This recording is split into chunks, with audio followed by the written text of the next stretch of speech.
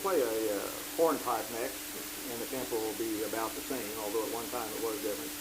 And this one's called Fisher's Hornpipe. Now, it has nothing to do with fishing. It has to do with these tunes, the names. There's no rhyme and reason for most of these names. Now, Leather Breeches, one possible source for that name is that they used to take, and when they dried their beans, they would string, these green beans, they'd split them, not quite all the way, and then they'd run a string through them, then they'd hang them on the side of the cabin, and they dry, when they dry like that, just like leather breeches would dry. So that could be one theory of how that can get that name.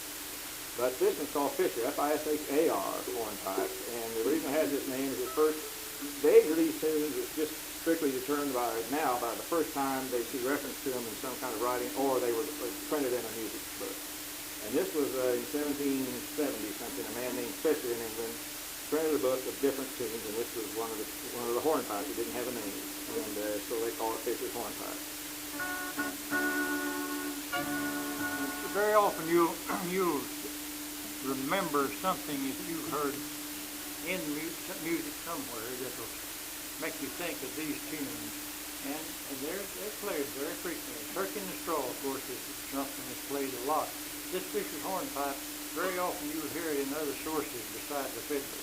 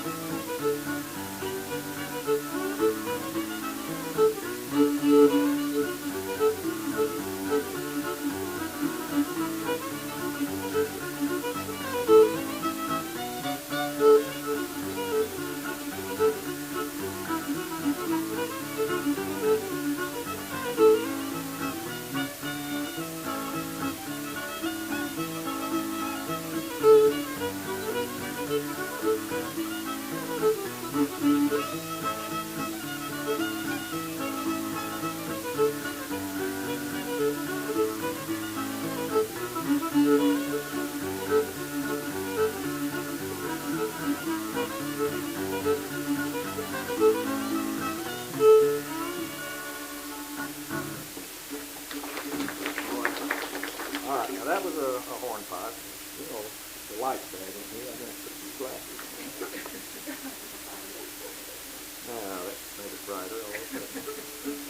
This is another, it's called a hoedown, a hornpipe, I guess, filling a low ground. But it's a little different tempo, and I don't really know what musically it would have been. We call it a hornpipe, but you're going to hear a little different sound in this. Of course, this is one of those that has another story about the name, that there were these William clans. This is Lida Powell's story. So, and Lida Powell is also chairman of the Liars Tall Tale Contest in Drury Springs each year, so you got to watch what she says. But that they came to the United States, and one part of the clan went into the highlands, and one part went into the lowlands. And so, of course, William, the man the way they call his Bill, so they say Hillbilly came from the Hill Williams. I don't know if that's the truth or not. It makes a story at least. This is a tune that has a little different strain, and you find out a lot of old fiddle tunes have a lonesome minor sound, like a lot of hymns, you know. There's a relative key to every major key is a minor, which always has a sort of a lonesome, and you'll see that in this tune.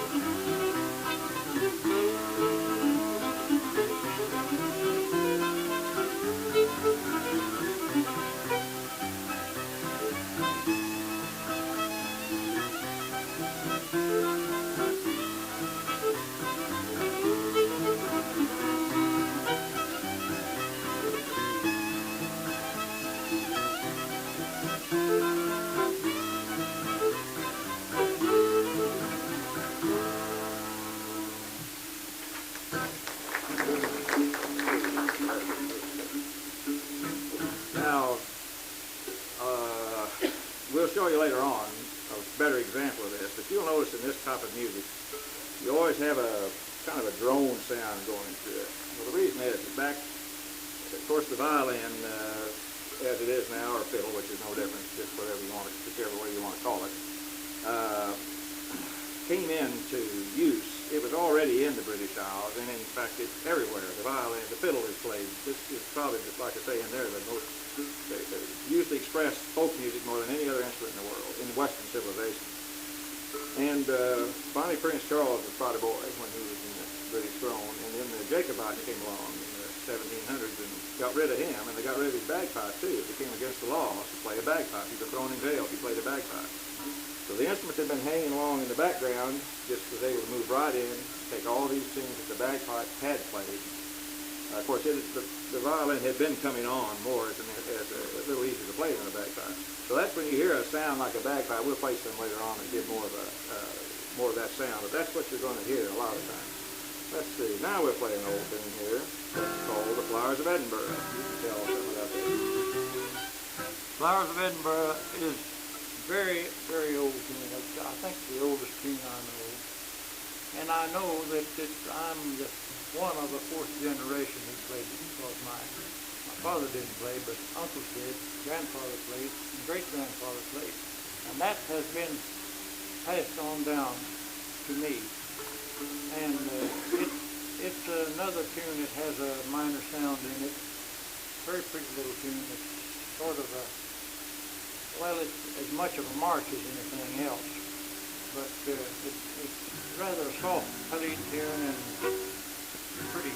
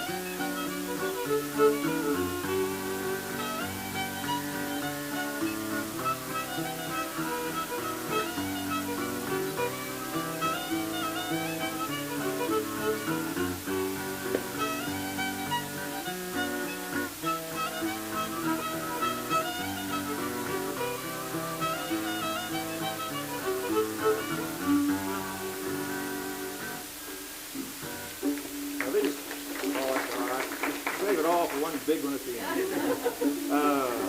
That tune, now all these tunes we play, Art has a few that are just from his family, but most of these tunes, just like this Flowers of Edinburgh, I've probably collected that from 20 different fiddlers in this region.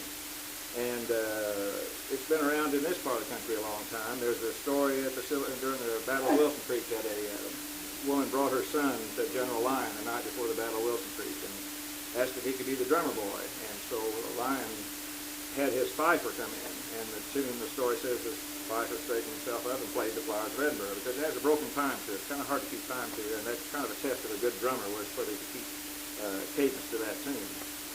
And of course, it always wondered to me, a mother sending her boy, probably 12 or 13, into combat the next day. But anyway, let's see what else we got here. We'll play some jigs now. Now, this is a jig. You don't see anybody dance. We talk about the jigging in the Ozarks. The answer to jigging is not clogging. Everybody thinks clogging is the same thing as Ozarks jigging, and it's not at all. jig dancers were always, they developed their own steps. And you still hear your old timers talk about Uncle so-and-so that's been gone 50 years, but he had a certain step and they still talk about it. And you still see them jig dance when they're square dancing. And then they'll get off and do solos. But the thing that's, flogging is more or less a chorus line type of thing, almost step dancing. It's where it really evolved a little closer to Irish step dancing, I think, than the jig dancing. The jigging more or less reflects the pioneer spirit, the individuality of the Ozarks, and you never jig dance exactly like the other guy, just like fiddlers don't ever play exactly like another fiddler. They've all got to have their own lick. I had one down in Gainesville tell me last year, he said, you're putting yourself down if you don't develop your own style. And they all do, because we can hear somebody play, we don't have to see them, we can know who they're playing. But we'll play, the jig is such, we're going to play now is the 6/8 time, that's right, 6/8 time jig, and we'll play you 3 in a row here. What's called a whitewater jig, and one over the water Charlie's, which is was a reference to Bonnie Prince Charles. His followers, see, he went to France first, so their toast was over the water to Charlie's, and then over the English Channel, you know. And there's 2 or 3 other old tunes that are called Over the River or Over the Water to Charlie's. There's a song Over the Water to Charlie's. And all these tunes come with a reference to that. And the last one, you all, I think, would know, called Irish Washerwoman. What's this first one here? Hey, there you go.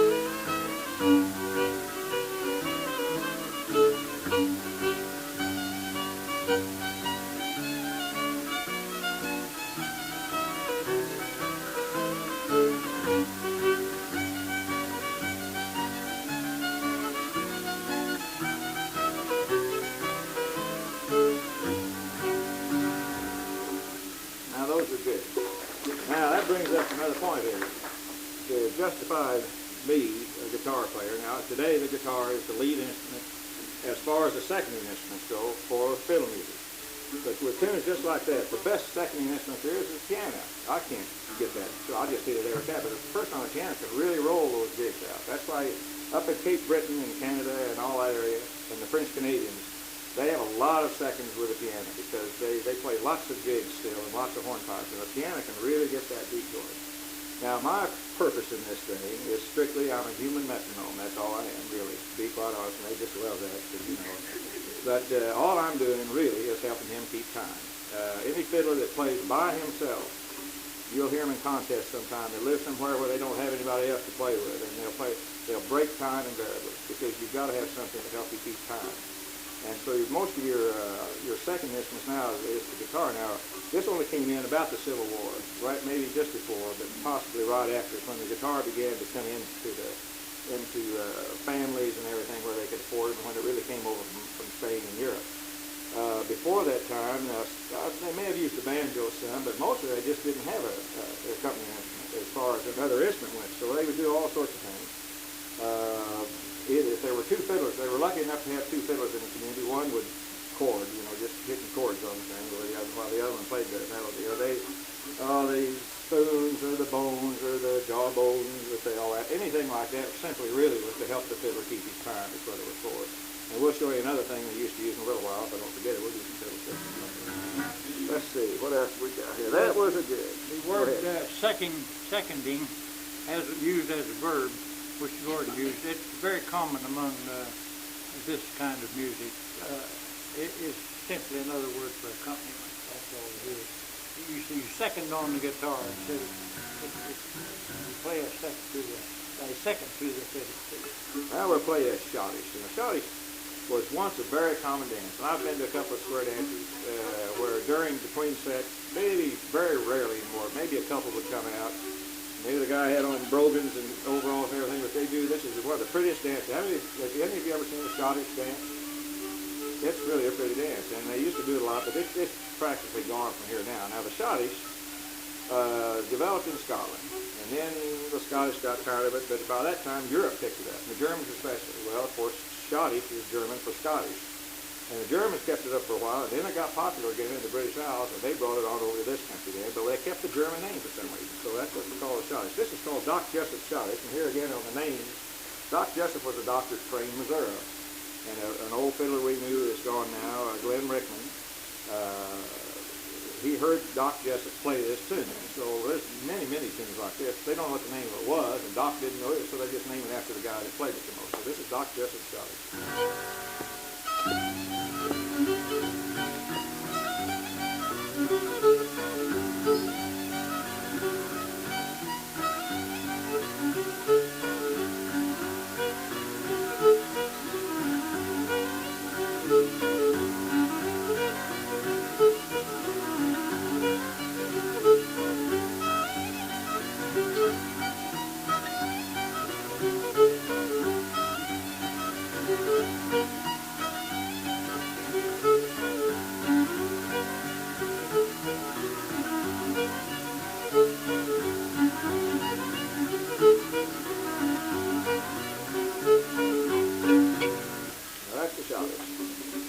It's a very pretty dance, incidentally. It's a round dance, and a partner dance, a couple dance, and just a 1, 2, 3 hop, and it's a cute little dance. I've seen it done quite a bit. You have to tell you?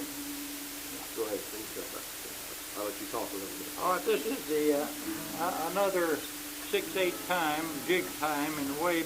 There was a dance at one time called the cotillion, which was a line dance. Maybe some of you in gym classes have danced Virginia Reel and that kind of thing. It's where one couple does one thing and the next couple does the same thing, and the third one, and goes clear down the line, and then everybody does it once too. And it's kind of a follow the leader type thing. But this is called a cotillion in A and D, and it's the latter part of it. I'll do what my feeble attempt is as a bagpipe. It was once a bagpipe.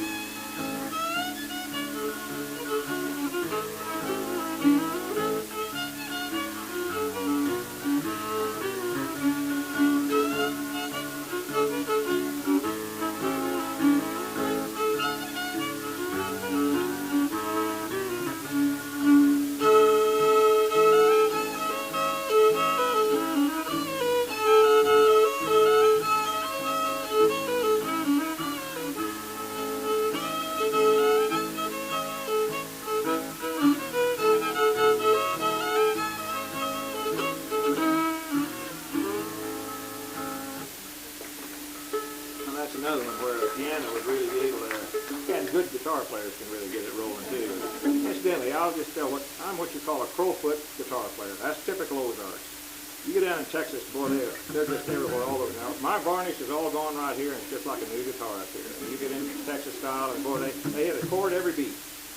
And most of us, the reason I say crowfoots, because you can make most of them with three fingers. So, of course, I do use 5 on some, but this is just a crowfoot or Ozark style setting. And then you get down in Oklahoma, and Texas, New Mexico, and Arizona, and you'll hit this rhythm style, the Texas style, which is, most of them are pretty sloppy. They'll hit the bass, they break, you hear bass strings break all the time when you get down in that part of the country.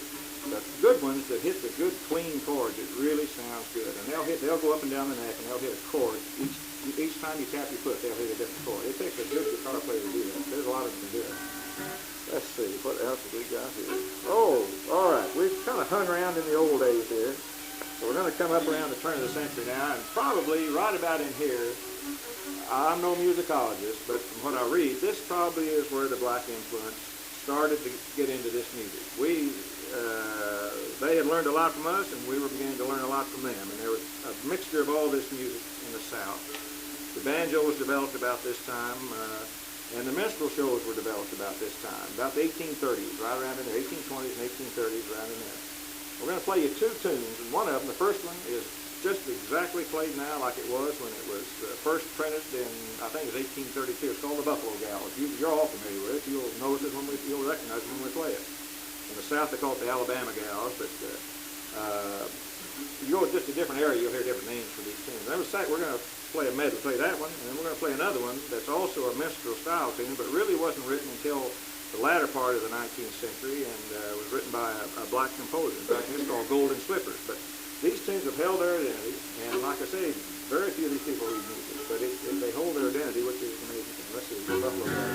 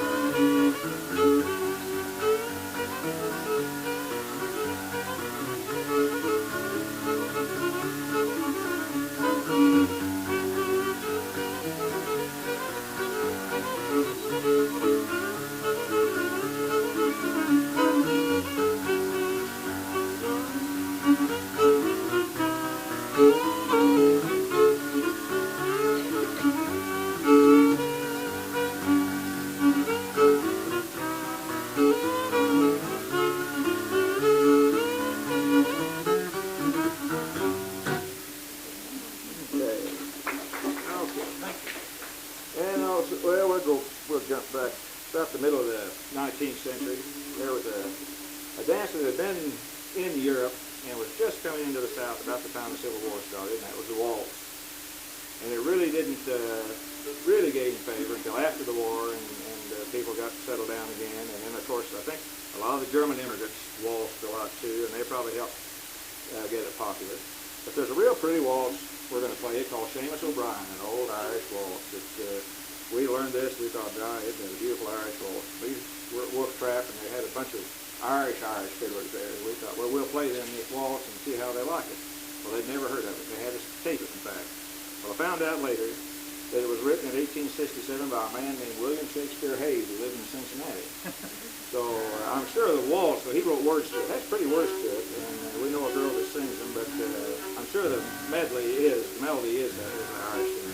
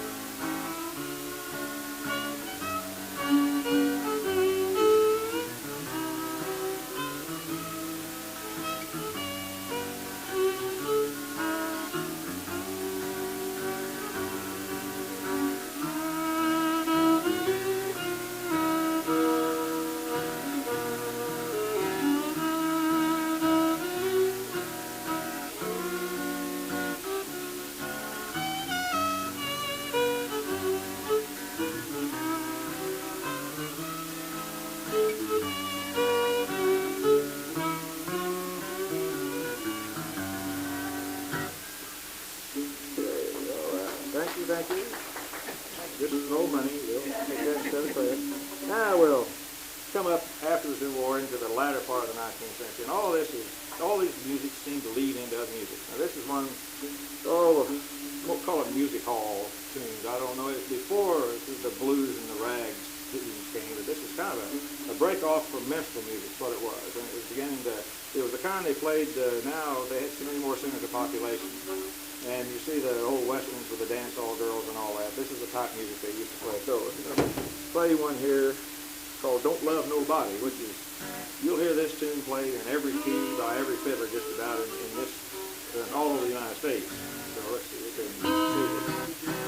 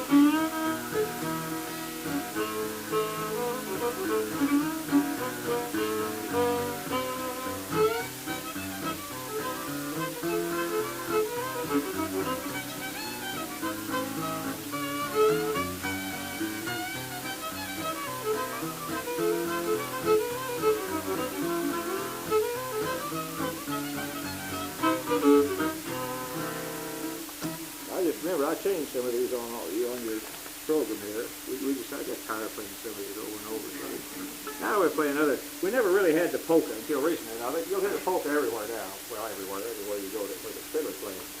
But they didn't really have the polka. The closest thing we had was what was called a quick step, which was a fast, like line dance of some kind. Oh, this round dance. Yeah. This was. This is called Weidman's quick step, which is more or less that tempo to it.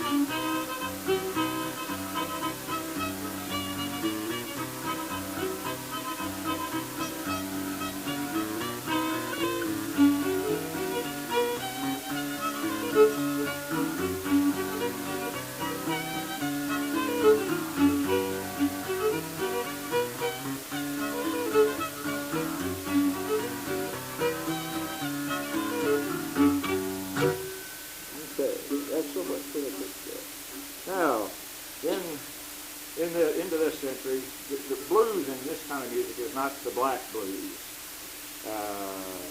It's what I call honky-tonk music. They call it the blues. But when we play these tunes, I always think of some guy in a honky-tonk along the highway with some gal sitting there drinking beer, and they get up and they dance this old two-step where it looks like they're pumping water. You know, I think I used to dance that way many years ago.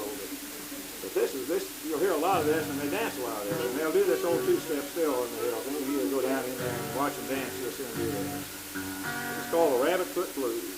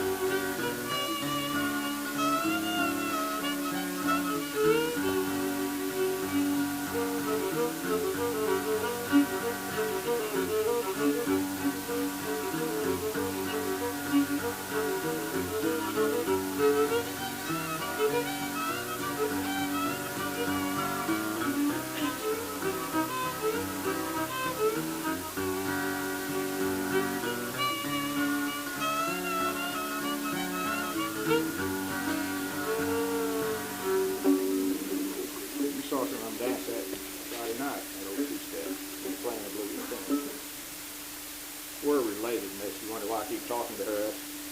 Now, we changed on you again here. We got tired of playing Sally Johnson.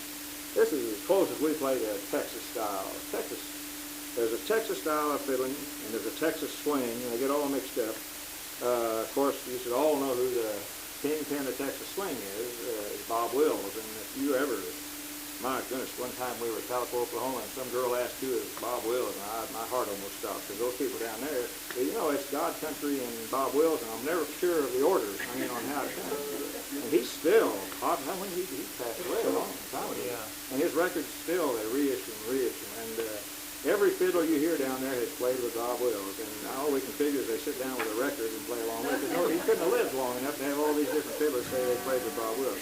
We're going to play a tune that they attribute to Bob Wills, but he really didn't make it popular. A fiddler in East Texas did this, but it's a good tune called the Beaumont Rag. It's real popular.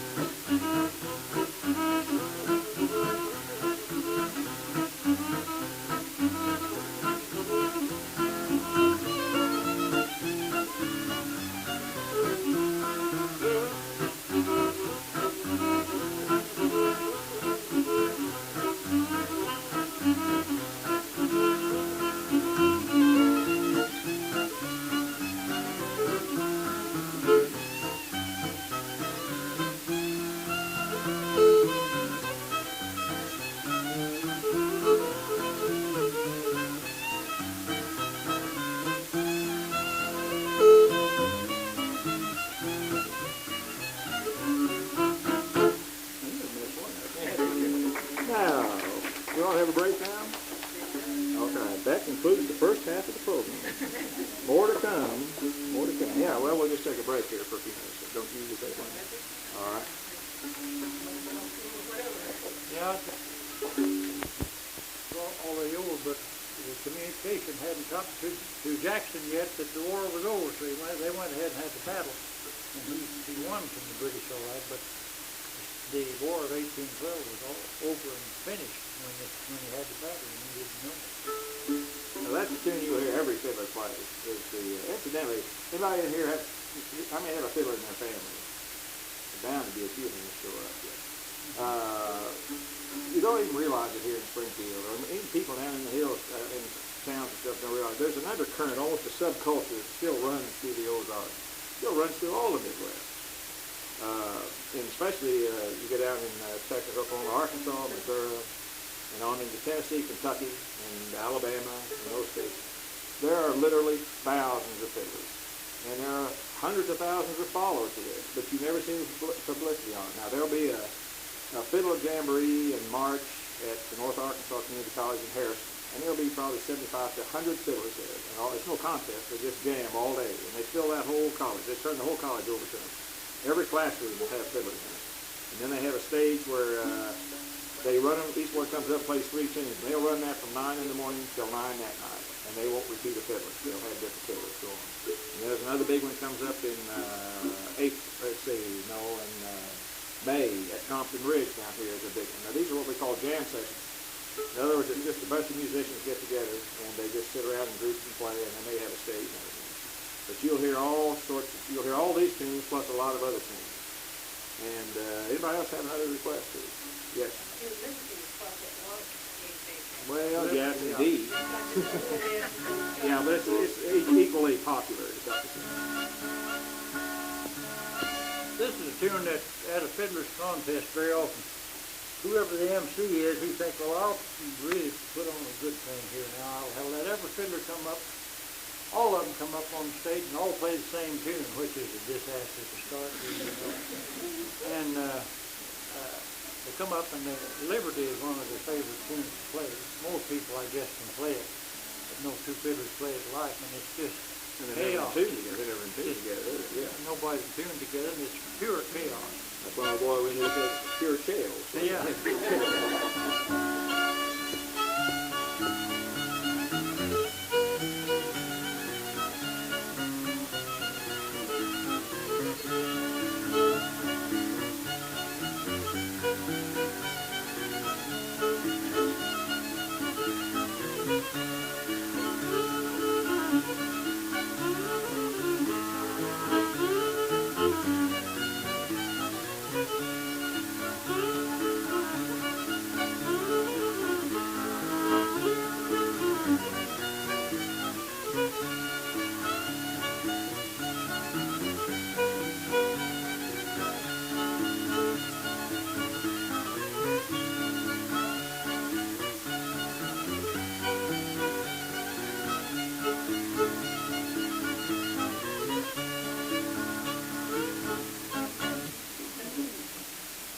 Anything else? Of course, all these tunes really come from older tunes, I'm sure. They Parton now? Yes. Missouri Waltz? Missouri Waltz. Now, first part of this you've all heard. I don't know if any of you are musicians, you guys out there heard this, but a lot of people have never heard the second part of Missouri Waltz. And all we can decide is that they stopped playing it because, well, for one thing, it's in minor key. It has some minor keys in it. And a lot of times, you'll run into a lot of guitar players or companies that just won't play a minor. They don't like them. They don't exist as far as they're concerned. And so the fiddlers won't play them because they can't find anybody that wants to second them. And another thing, maybe it made it too long for radio and for fiddle contests. But we'll play the second part of this too.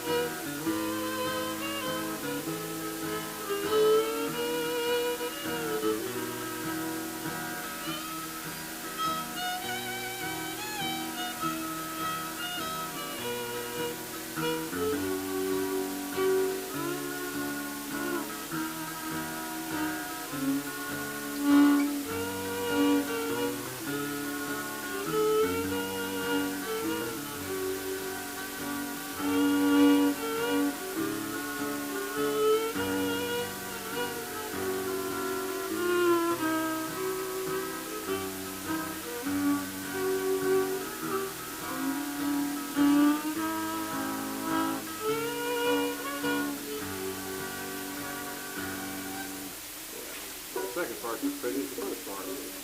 Anything else? Don't answer, we'll play what we want to play. Go ahead. Jolly good. Jolly good. This is real popular. This is one of your popular square dance tunes.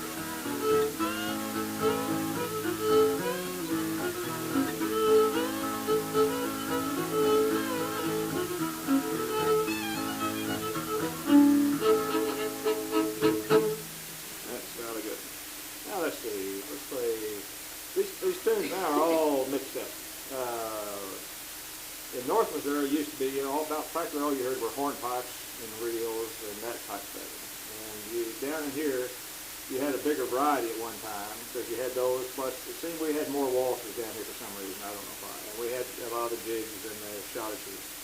And now they're all mixed up. And we even have lots of Canadian things. We have a lot of French Canadian fiddlers. They have their own in New England and all in Quebec and all up in there. There's hundreds of fiddlers up there. And lots of them live in New Hampshire and Vermont in those states, and we played with a lot of them at some of the festivals and stuff. The one tune that came, it's probably Irish to begin with, but it came through Canada. And to give you how these titles are, this one's called Whiskey Before Breakfast, but this is a pretty tune. And my boy said, don't need to make you drink in the morning.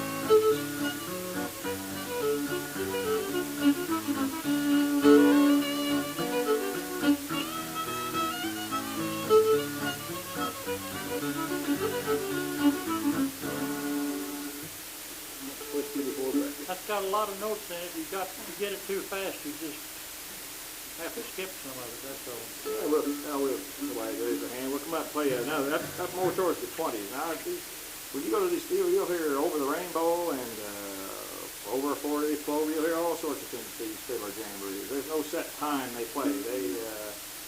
You've different types of fiddling coming on now. The old-time fiddling, which, like I said, this was for square dancing. And then people quit square dancing for a long time, and it about died out. So everything seemed to shift to contest fiddling. So you have a lot of these hot young fiddlers that play what we call progressive or contest-style fiddling, which is really more of a Texas style. You couldn't dance to it. It has no dance time to it. And they'll play a long bow, and you'll notice he doesn't use that much of his bow. And these guys will play a long bow, and they're good. Boy, you've got the best young musicians this country has ever had right now. These boys will get up and play a fiddle, and the guitar equally as good, flat top picking, or the mandolin, to where you want to go up and break their fingers, because we could play 50 years and never do the things they do. But it's a different type of fiddling, and they've got them mixed in with the old timers now at these contests, and it just isn't working. And so you have all these different styles going on now. But we'll play one now from say the flapper time or something. We'll play Me Too and Darktown Strutter's Ball. It's kind of it's real little early. It's just Me Too.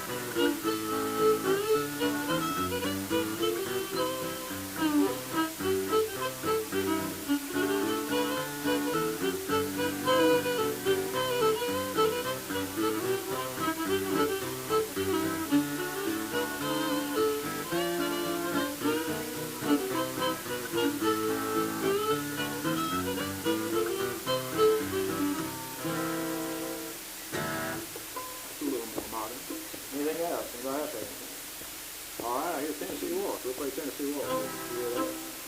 This is a recent waltz. Pee Wee King wrote this. About, what, 40 years ago, 50 years ago? Less than that, I think. About in the 40s. About 40 years ago,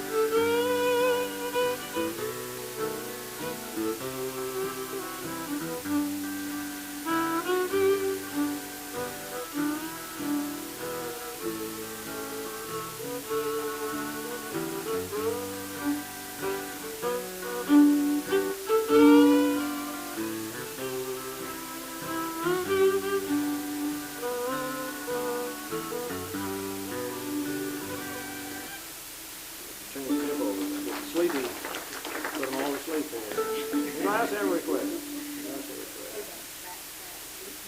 Fat meat dumpling. Fat meat dumplings, all right. Now we'll play that in with a tune that is still of all your popular square dance tunes. There's Ragtime Annie, and now a lot of them play that 8th of January and all those, but Ragtime Annie and Wagner, which we're going to play, and then Fat Meat Dumplings, and I don't know what else would be. Sally Gooden. Those are the ones you'll really hear them play a lot of square dances still. We'll play Very often called Tennessee Wagner. Tennessee Wagner with little Fat Meat Dumplings in Fat with meat it. dumplings fits right in with it because it has the same accompaniment.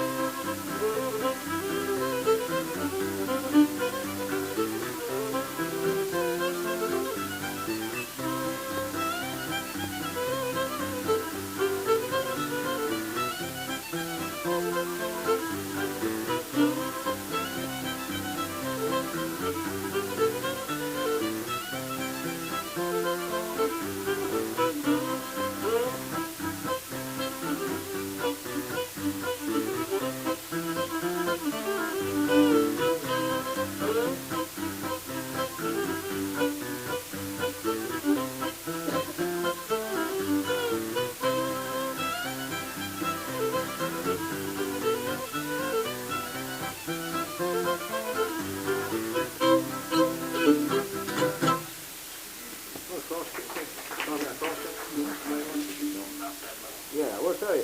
There's another, this is the old style of tuning. It's called cross tuning. And you can do it in A, they do it in A and they do it in D. There is a G, which is kind of remote, so not many do that. But this was, I'll have to let him explain. This is where they really copied the bagpipe. This is where they first started. Listen to the tuning of this now. What is that? That's E-A-D-G. Now this is a different way to tune it. So you can play it tuned on the fiddle without that same tuning.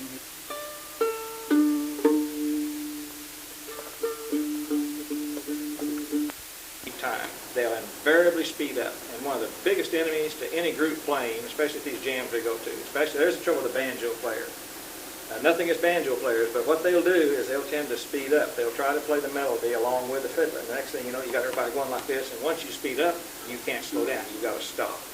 I've never seen a group that could slow down once they sped up. You've just got to stop. So they had all sorts of makeshift things they would do to help that fiddler keep time. Now, if they were lucky enough to have two fiddlers, maybe they each knew two tunes, but both of them didn't know the same tune, so they couldn't both play at the same time. So what they do is the other one chords them a little bit. If you were just chording the fiddle tune, there, the guy would be just like I'm doing. That's what he's doing there. They do that. Then they had another one. A lot of children did. Now this is purely a demonstration.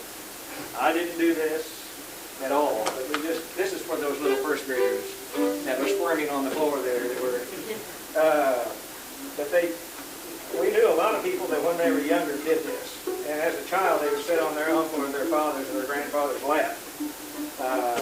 I've seen people do it.